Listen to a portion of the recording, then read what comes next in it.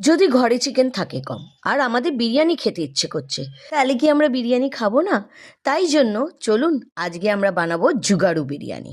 Chicken আছে কম কিন্তু মনটা বড়, তাই করে নিলাম চিকেন কিমা, মনে হবে পুরো হান্ডি ভরা।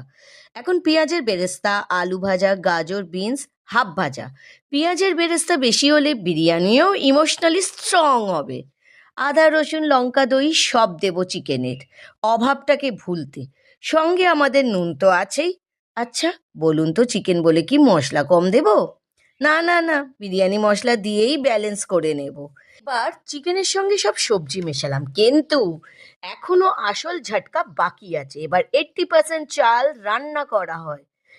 এতে মেশালাম নুন, গোলমরিচ আর বিরিয়ানি মশলা। আর সঙ্গে সবজি একদম ফ্রি। চিকেনের সাথে থেকে তারাও হয়ে গেছে সেলিব্রিটি।